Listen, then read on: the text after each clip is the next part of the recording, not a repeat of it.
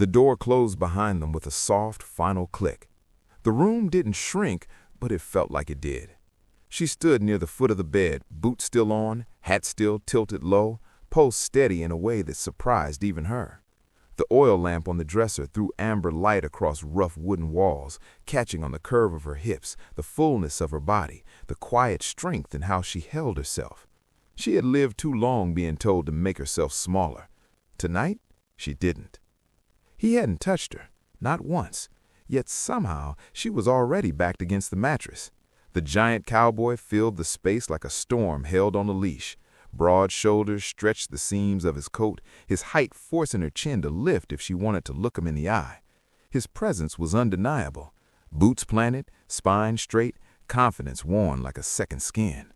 White, sun-weathered, carved out of dust and hard labor. A man who looked like he belonged to the land itself. He took one slow step forward. She took one back.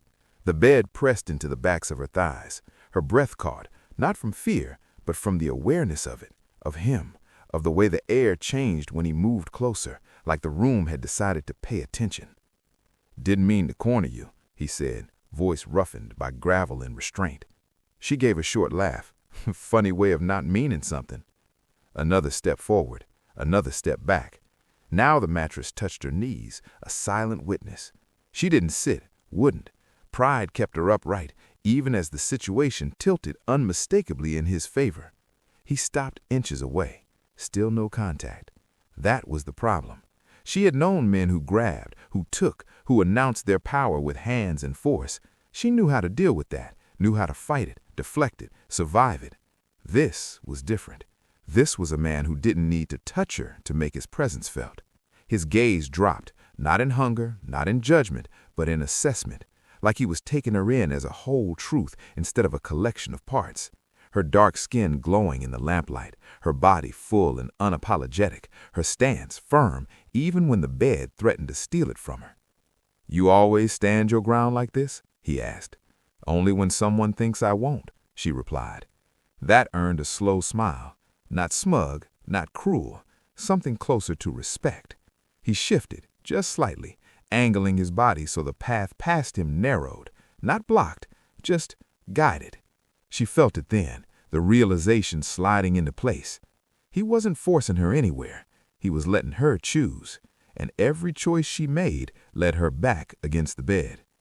Her calves bumped the mattress again. This time she let it happen, let the edge press into her, let the knowledge settle low and warm in her stomach. "You could step around me," he said quietly. She glanced at the sliver of space to her left. Narrow, possible.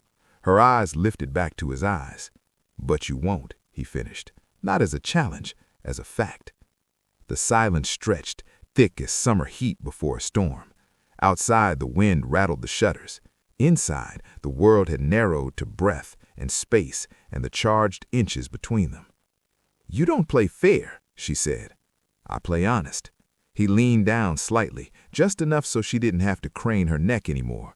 His face was close now, close enough that she could see the faint scar along his jaw, the way his eyes darkened when he focused on something that mattered. Still no touch. Her hands curled at her sides, fingers itching with the strange urge to do something, anything, to break the tension. But she didn't. Pride held her still. "So this is how you do it? Intimidate women into beds?" That finally earned a chuckle, low and brief. "If that were true, you'd already be sitting." She swallowed. The bed was right there, soft, waiting. "And yet," he continued, voice dropping, "you're still standing. That tells me everything I need to know about you." Her words settled over her like a hand might have, steady, warm, grounding. She hadn't expected that, hadn't expected to feel seen instead of sized up. Her balance shifted, just a fraction. The mattress dipped under her weight as she leaned back, not fully sitting, but no longer fully free of it either. He noticed. Of course he did. He straightened, giving her space without retreating. The gesture was deliberate, controlled. "There," he said softly. "Now we're even." She frowned. "Even how?" "You chose where to stop." The realization hit her harder than any touch could have. He hadn't taken control. He had offered it and let her decide how much to give. Her heart thudded once, hard. The room felt smaller again, not because of him, but because something between them had shifted. A line crossed, a door opened. She met his gaze, steady and unflinching. "This isn't over," she said. His smile this time was slow, knowing. Wasn't planning on it being. The lamp flickered. Outside, the wind howled. Inside, the bed waited, silent, patient, while two stubborn, dangerous hearts stood inches apart, fully aware that neither of them had laid a single finger on each other. And yet, everything had already changed. Morning came slow and quiet, like it didn't want to interrupt whatever had been left unfinished. Sunlight slipped through the narrow window in thin gold ribbons, landing across the wooden floor and climbing the edge of the bed she still hadn't sat on. She stood exactly where she had been when the night ended, boots kicked off sometime before dawn, hat resting on the chair, spine straight with the same stubborn dignity that had carried her this far. He had moved away. That, somehow, unsettled her more than if he hadn't. The giant cowboy stood near the window now, shoulders turned slightly, giving her his back in a way that felt intentional, respectful, the kind of distance that acknowledged what had passed between them without pretending it hadn't existed.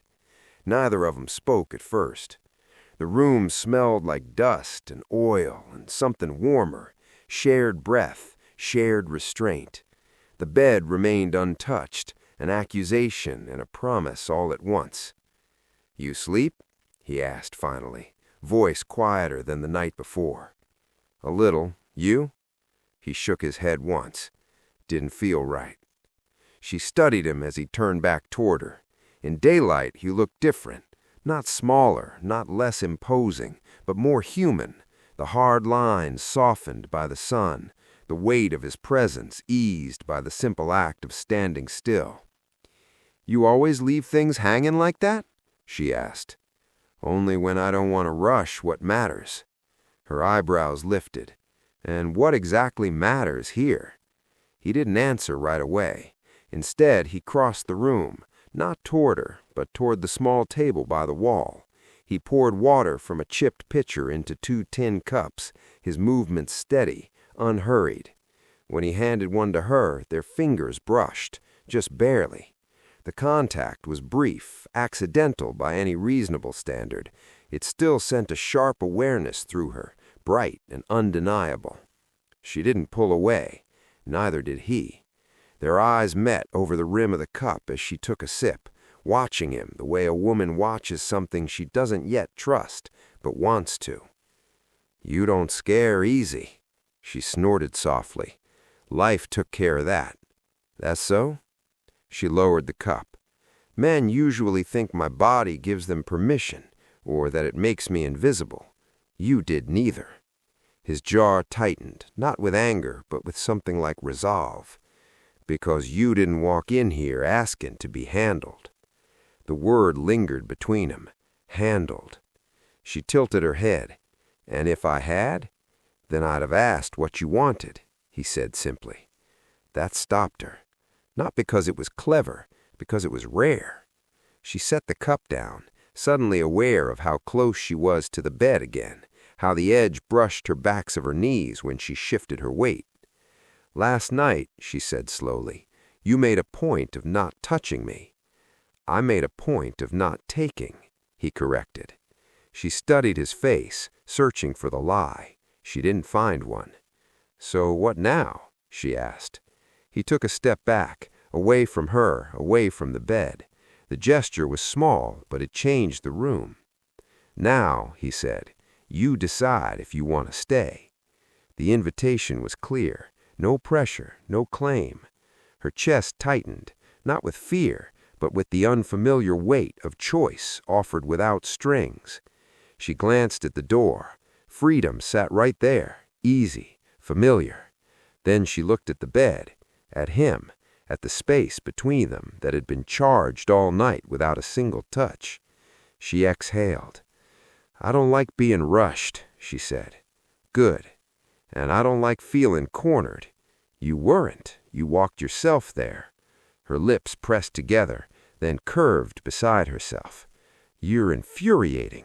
A faint smile touched his mouth. "I've been told." She shifted, then finally, deliberately, sat on the edge of the bed. The mattress dipped under her weight, solid and real. She felt grounded, not trapped. He didn't move toward her, didn't loom, didn't claim. Instead, he leaned back against the wall, arms crossed loosely, giving her the space she didn't know she needed. The power in the room didn't disappear, it redistributed. "I'm not a conquest," she said quietly. His gaze didn't waver. "I know. I'm not a lesson. Never thought you were. And I don't belong to anyone just because they want me." That earned a deeper nod. "You belong to yourself. That's what caught my attention." Her throat tightened at that, at how easily he said it, like it was obvious.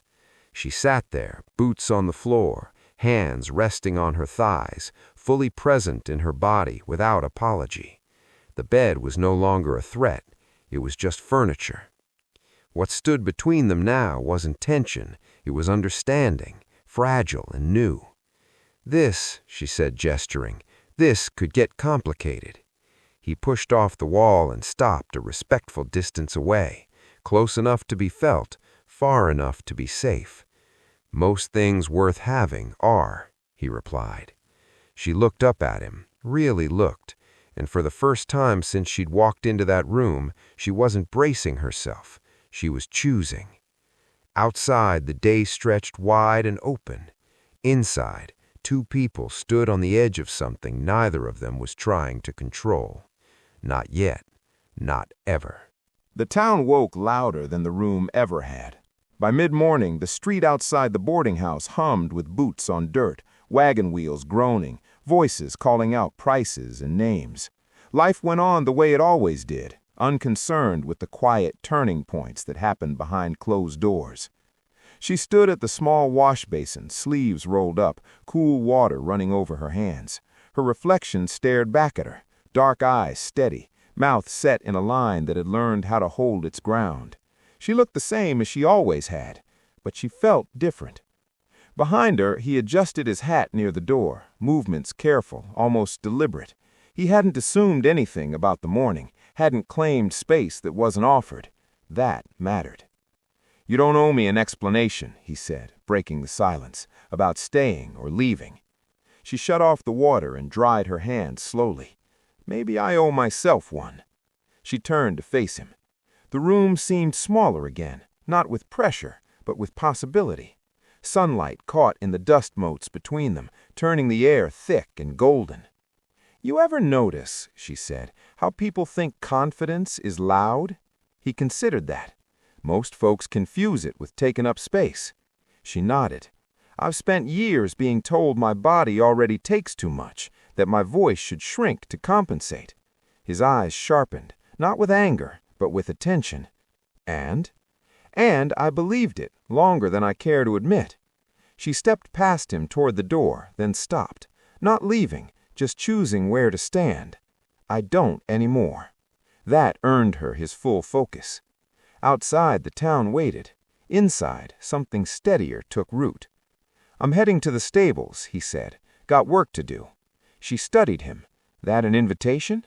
"It's information. You decide what to do with it." Her lips curved. "You really don't like telling people what to do." "I like knowing they chose," he said, simply. She picked up her hat and settled it on her head, the familiar weight grounding her. When she walked past him this time, her shoulder brushed his arm. Not accidental, not apologetic, intentional. His breath shifted, just once. "I'll walk with you," she said. They stepped outside together, not touching, not rushing, just moving in the same direction. The street opened up around them, townsfolk glancing their way with passing curiosity. Some looks lingered. A tall white cowboy and a black woman with a body that refused to be ignored made a picture people thought they understood. They didn't. At the stables he stopped. The smell of hay and leather filled the air, familiar and honest. "This is where I leave you," he said. She looked at the open space behind him. "You sure?" He met her gaze. "If you want to come in, I want it to be because you chose me, not because you followed." The words landed deep. She had followed plenty of times before. Promises, pressure, expectations wrapped in charm. This was different. She took one step forward, then another. She crossed the threshold on her own. Inside the stables, the horses shifted softly in their stalls. He moved with practiced ease, but he kept an eye on her, not to guide, not to correct, just to make sure she felt welcome. She leaned against the fence, watching him work, watching the way his strength didn't need to announce itself, watching how he spoke softly to the animals, how they responded without fear. "You're gentle," she said. "With what trusts me," he replied. Her chest tightened at that. She straightened, rolling her shoulders back. "I don't know where this goes, and I won't promise anything I can't give." He stepped closer, stopping at arm's length. "I'm not asking for promises." "Good, but I am asking for honesty." She met his gaze, steady and unflinching. "Then here's mine. I'm done shrinking. I'm done being grateful for scraps of respect. If I stay, anywhere, it's because I'm wanted whole." His answer came without hesitation. "That's the only way I know how to want someone." The space between them felt charged again, but not sharp, warm, alive. She reached out then, not to him, but to herself, to the truth settling in her bones. "I choose this moment, not because I'm cornered, not because I'm afraid to walk away." He waited. "Because I want to see what happens when no one's trying to take control." A slow smile spread across his face, not triumphant, not possessive, just pleased. "Then we start there," he said. Outside, a horse whinnied. The town carried on. Inside the stables, a woman stood fully in her power, back straight, heart open, choosing her next step with clear eyes. No one pushed her, no one pulled. She walked forward on her own, and for the first time, the path ahead felt wide enough to hold her exactly as she was. By late afternoon, the sun sat low and heavy, turning the land copper and gold. The workday had thinned the town's noise to a distant murmur, and the stables had settled into a rhythm that felt almost like breathing. She stood at the wide doorway, watching dust drift in lazy spirals. The air smelled of hay and leather and something clean beneath it all. Effort, maybe, or intention. He finished brushing the last horse and stepped back, checking his work without fuss. When he turned toward her, he didn't fill the space the way he could have. He paused instead, as if waiting to see whether she would meet him halfway. She did. Not with her feet, those stayed planted, but with her attention, with the way her shoulders relaxed, the way her chin lifted just enough to say she was present, not defensive. "You ever notice," she said, "how silence feels different depending on who you're with?" He leaned his forearms against the fence, easy but alert. "I've noticed it can be loud when it wants something, and quiet when it doesn't. Or when it already has enough," he said. She nodded, the truth of it settling into her chest. She had spent years surrounded by noise that demanded, opinions, expectations, hands that reached without asking. This quiet didn't demand anything. It offered room. He crossed the space then, slow enough that she could have stepped back. She didn't. He stopped a respectful distance away, the nearness warm but not pressing. "Can I ask you something?" he said. She considered him, weighing the request. "You can ask." "What do you need," he said carefully, "to feel steady right now?" The question surprised her, not because it was kind, but because it was specific, present, anchored in now, not later.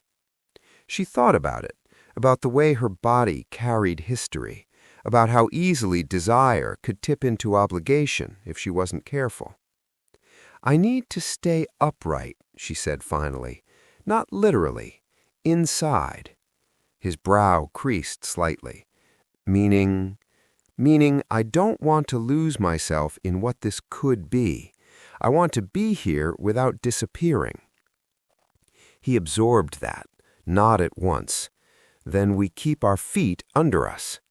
She smiled. "You're good at that." "I've had practice," he said. "The land teaches you. You rush, you fall. You lean too hard, you sink." She glanced down at the packed dirt beneath her boots, solid, trustworthy. "Walk with me," she said. He didn't reach for her hand. He simply fell into step beside her as they moved out into the open yard, the sky wide above them. Their shadows stretched long and parallel, never touching, never drifting too far apart. They stopped near the fence line where the world opened up into rolling fields. The breeze lifted her hair, cooled the warmth on her skin.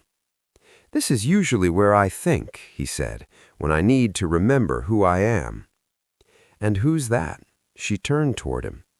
He didn't answer right away. When he did, his voice was steady. "A man who learned early that strength means knowing when to hold back." Her gaze softened. Most men learn the opposite. Most men were taught wrong. She let out a breath she hadn't realized she was holding. The sun dipped lower, painting his features in shadow and light, making him look less like a figure carved from stone and more like someone shaped by choice. "I'm not easy," she said, not apologetic, honest. "I didn't come here for easy," he replied. She stepped closer then, close enough to feel his warmth, close enough that the space between them felt intentional. She lifted her hand, paused, and then rested it against his chest. Not a test, a statement. He stilled completely. "Tell me if that's not okay," she said. His breath was slow when he answered, "It's okay."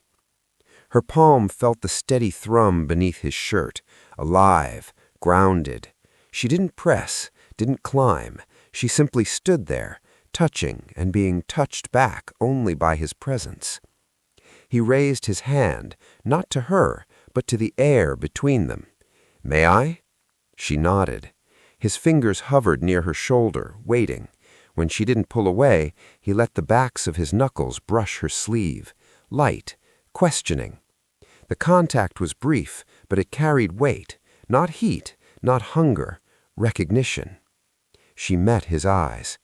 "This," she said softly, "this is enough for now." A slow smile curved his mouth. "Then we stop here." They did. The moment didn't collapse. It didn't rush forward or fall away. It settled, as solid as the ground beneath their feet.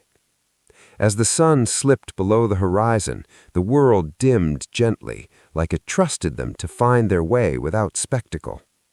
She stepped back first, not because she needed distance, but because she wanted to leave with herself intact. "I'll see you tomorrow," she said. "If you choose to," he replied. She smiled, turned, and walked away, back straight, steps unhurried. Behind her he watched, not claiming the sight, not calling her back, just letting her go. And that, more than anything else, told her she could come back whenever she wanted. Night returned gently, without drama. The moon rose slow over the land, silvering the fields and softening the edges of everything it touched. The town had quieted to a low murmur, doors closing, lamps dimming, lives settling back into themselves. She stood alone on the small porch of the boarding house, shawl wrapped around her shoulders, breathing in the cool air. The day had left its mark on her, not as exhaustion, but as clarity, the kind that didn't buzz or rush, the kind that sat deep and steady. Inside, her room waited. So did tomorrow. So did every old habit that whispered it was safer not to want. She rested her hands on the railing and let herself feel the truth without flinching. She wanted. Not ownership, not promises, not escape. She wanted connection that didn't cost her dignity. Footsteps approached on the dirt path behind her, unhurried, familiar. She didn't turn right away. She knew who it was by the rhythm alone. He stopped a few steps back, giving her space even now. "I didn't want to knock," felt like an interruption. She smiled faintly. You're allowed to exist near me. That's so? That's so. She turned then, facing him fully.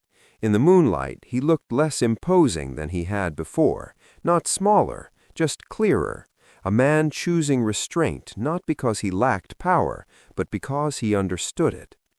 I was thinking, she said. He nodded. Dangerous habit. For a woman like me, apparently. His mouth curved, but he didn't interrupt. I've spent a long time believing I had to guard myself by staying distant, that closeness meant compromise, that wanting meant weakness. And now? And now I think I was confusing safety with loneliness. The words landed between them, honest and unpolished. He took a step closer, not into her space, just nearer, close enough that the night air felt shared. I won't pretend I don't want you, he said quietly, but I won't pretend I'm owed anything either. Her shoulders eased at that. Good, because I don't want to be wanted out of hunger. I want you, he said, because you stand like you know who you are, even when you're still figuring it out. She swallowed, emotion rising warm and unexpected. She stepped off the porch and closed the remaining distance herself, not into him, just close enough that choice sat alive between them. I'm not ready forever, she said. I didn't ask for it. I'm not ready to be claimed. I wouldn't know how to do that without breaking what I admire. Her hand lifted, fingers brushing his forearm. This time there was no hesitation. The touch was deliberate, grounded. I am ready, she said softly, to keep choosing myself, out loud. He nodded once, reverent. Then I want to choose you alongside that, not ahead of it, not instead of it. The silence that followed wasn't tense, it was complete. She stepped closer, her body aligning with his without losing itself. She rested her head briefly against his chest, not surrender, not collapse, rest. His arm came around her back, not enclosing, not claiming, supporting. They stood like that beneath the moon, two figures steady against the dark, neither eclipsing the other. After a moment, she pulled back. Her eyes were bright but sure. Walk me inside, then leave. He smiled, not disappointed, proud. All right. They moved together to the door. He opened it, waited. She stepped inside on her own. At the threshold, she turned. This isn't goodbye, she said. No, he agreed. It's a pause. A good one. He tipped his hat just slightly. Sleep well. You too. He stepped back, giving her the last choice of the night. She closed the door, not quickly, not dramatically, just enough. Inside, the room felt different now. Not charged, not empty. Owned. She removed her shawl, set it carefully on the chair, and sat on the edge of the bed. This time there was no tension in it, no history pressing against her legs, just rest. She lay back, staring up at the ceiling, a small smile curving her lips. For the first time in a long while, she hadn't been pushed, she hadn't been pulled. She had stepped exactly where she wanted to be. Outside, the giant cowboy walked away down the quiet road, hands loose at his sides, heart steady in his chest. He didn't look back, not because he didn't care, but because he trusted what had been built, slowly, carefully, by choice. And in that shared trust, in the space where no one had laid a single finger without permission, something stronger than possession had taken root. Respect. That was how it ended. Not with a claim, but with two people standing firmly in themselves and choosing to return.